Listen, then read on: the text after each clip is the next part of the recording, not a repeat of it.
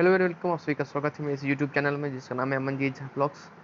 आज हम बात करने जा रहे हैं, सारे क्वेश्चन डिस्कस करेंगे यूरोपियों का भारत में आगमन, लूसेंट ऑब्जेक्टिव चैप्टर से जो सारे क्वेश्चन हैं उसी को हम डिस्कस करने वाले हैं। तो चलिए शुरू करते हैं। वीडियो अच्छा लगे तो आप इस चैनल को सब्सक्राइब कर दीजिए, इस वीडियो को लाइक कर दीजिए और अपने दोस्तों के साथ शेयर कर दीजिए।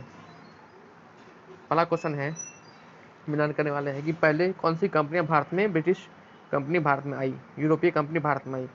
तो सबसे पहले पुर्तगाल ईस्ट इंडिया कंपनी जो कि 1498 में भारत में आई थी। उसके बाद ब्रिटिश ईस्ट इंडिया कंपनी जो कि 1600 ईस्वी में आई थी। और उसके बाद डच ईस्ट इंडिया कंपनी जो कि 1602 में आई थी। और फ्रेंच ईस्ट इंडिया कंपनी जो कि 1664 में आई थी। पुर्तगाली ईस्ट इंडिया कंपनी ने गोवा में पहला मुख्यालय बनाया था। और ब्रिटिश ईस्ट इंडिया कंपनी ने कलकत्ता में मुख्यालय बनाया था। डच ईस्ट इंडिया कंपनी ने नेगपट्टम में अपना मुख्यालय बनाया था। वही फ्रेंच ईस्ट इंडिया कंपनी ने पंडिचेरी में अपना मुख्यालय बनाया था। इनके आने का क्रम क्या है, ये सारे सही क्रम है। पहले पुर्तगाली आए, फिर ब्रिटिश आए, फिर डच, डेनिश, फ्रेंच, फ्लैंडर्स और स्वीडिश, जो कि 1 2 3 4 5 6 7 ये सही है। वह पुर्तगाली कौन था जिसने गोवा पर अधिकार किया था? वो था अल्फांसो द अल्बुर्क। गोवा पर अधिकार अल्फांसो अल्बुर्क ने किया था। भारत में ईस्ट इंडिया कंपनी का पहला गवर्नर जनरल कौन था? तो वो वॉरेन हेस्टिंग्स था। Warren Hastings.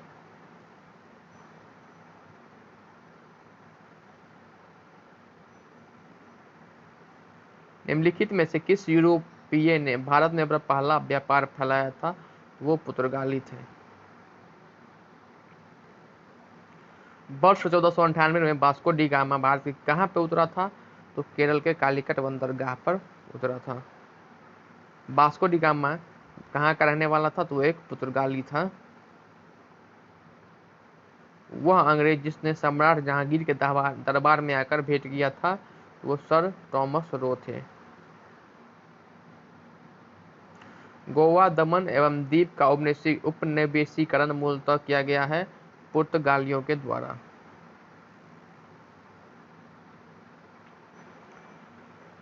अल्बुर्क ने गोवा को 1510 में किससे छीना? तो वह बीजापुर के सुल्तान से। अल्बुर्क ने छीना था 1510 ईस्वी में। भारत तक समुद्री मार्ग की खोज की गई थी किसके द्वारा? पुर्तगालियों के द्वारा। भारत की पहुंचने के लिए समुद्रियों की मार्ग की खोज। ब्रिटिश ने भारत में सूरत में अपनी पहली फैक्ट्री स्थापित करने की अनुमति निम्नलिखित में से किससे प्राप्त की थी? वह जहां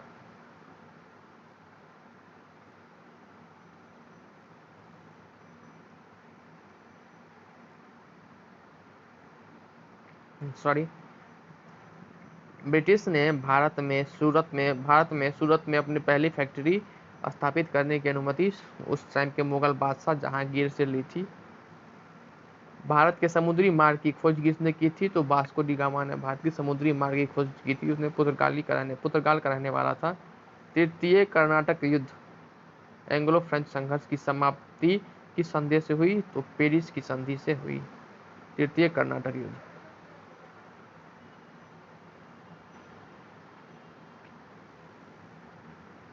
पुर्तगाली व्यापारी कंपनी के भारत आगमन पर सर्व प्रमुख उद्देश्य क्या था?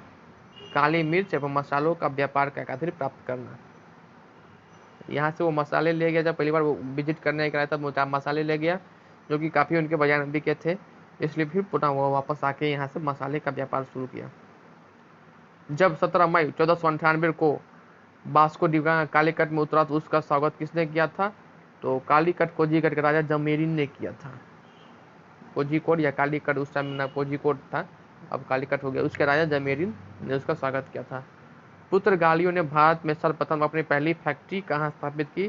तो पुर्तगालियों ने सबसे पहली फैक्ट्री अपनी कालीकट में ही स्थापित की थी।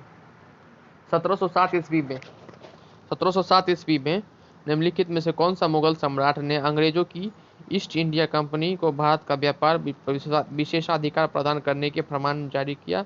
वो फर्रुखशाह था। फर्रुखशाह, मुगल बादशाह फर्रुखशाह। ब्रिटिश के साथ बेसिन की संधि निम्नलिखित में से पेशवाओं में से किसने की थी? तो बाजीराव द्वितीय ने की थी। ईस्ट इंडिया कंपनी के नेतृत्व में रॉबर्ट क्लाइव का उत्तराधिकारी निम्नलिखित में से कौन था? तो वो वॉरेन हेस्टिंग्स था। हेस्टिंग्स। किस पुर्तगाली ने नीले पानी क्रांति अपनाई थी? नीले पानी की क्रांति Francisco de Albuquerque. Francisco de Almeida. किसे भारत में पुर्तगाली साम्राज्य का वास्तविक संस्थापक कहा जाता है? तो अल्फांसो द अल्बुर्क को भारत में पुर्तगाली साम्राज्य का वास्तविक संस्थापक कहा जाता है। अल्बुर्क ने बीजापुर के किस सुल्तान से गोवा छीना? तो यूसुफ आदिल शाह से बीजापुर छीना था अल्बुर्क ने। पुर्तगाली उपनिवेश का प्रथम गवर्नर जनरल भारत में कौन था? तो फ्रांसिस दी अल्मीरा। पुर्तगाली उपनिवेश का प्रथम गवर्नर जनरल भारत में फ्रांसिसो को द अल्मीरा हुआ। निम्नलिखित में से किस अंग्रेज ने पुर्तगालियों को स्वैली के नाम पर हराया था? थॉमस वेस्ट ने।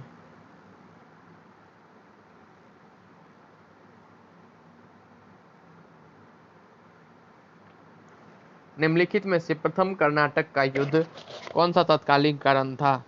तो ऑस्ट्रेलिया की राजगद्दी का जंग था प्रथम कर्नाटक युद्ध। किसे जहांगीर ने खान की उपाधि से सम्मानित किया था? तो हॉकिंस को जहांगीर ने खान की उपाधि से सम्मानित किया था। उस क्षेत्र का पहचान करें जहां से यूरोप वासियों को सर्वोत्तम सोडा एवं अफीम प्राप्त होता था। तो ये हमारे बिहार से होता था। भारत में 1612 ईस्वी में अंग्रेज ने अपनी पहली फैक्ट्री कहाँ स्थापित की थी? तो अंग्रेजों ने अपनी पहली फैक्ट्री सूरत में, जो कि गुजरात में है, वहां पे स्थापित की थी 1612 ईस्वी में। निम्नलिखित में से जिस एक शासक ने मुगल ईस्ट इंडिया कंपनी का दीवानी प्रदान किया था वह कौन था? तो शाह आलम द्वितीय था।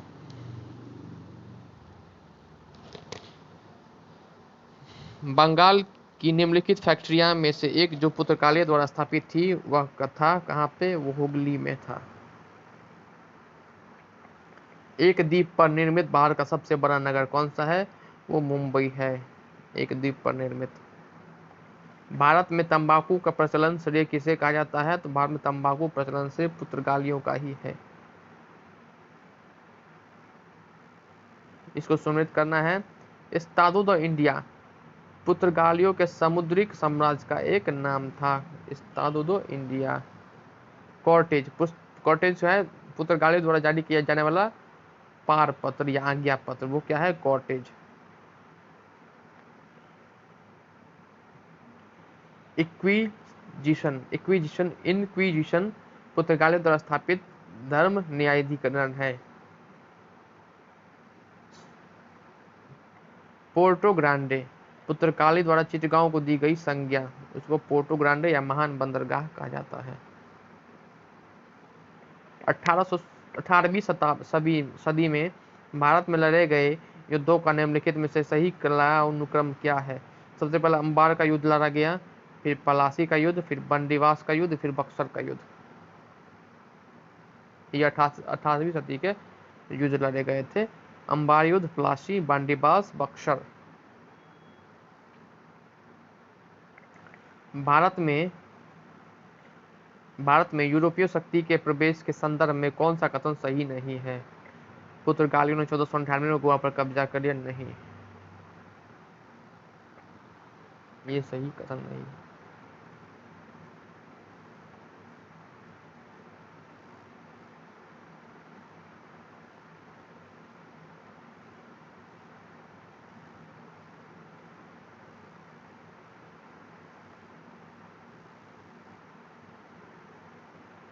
इकतीस दिसंबर 1600 को किसने एक रॉयल चार्टर राजकीय अधिकार पत्र जारी कर ब्रिटिश ईस्ट इंडिया कंपनी को पूर्व देशों के साथ व्यापार करने का एकमात्र अधिकार दिया?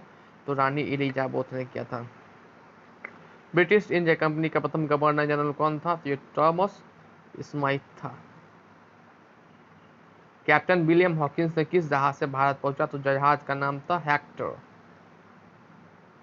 किस मुगल बादशाह ने 6 फरवरी 1613 को एक फरमान जारी कर अंग्रेजों को सूरत में एक अस्थायी कोठी खोलने की अनुमति दी थी? तो वह जहांगीर ने दी थी, मुगल बादशाह।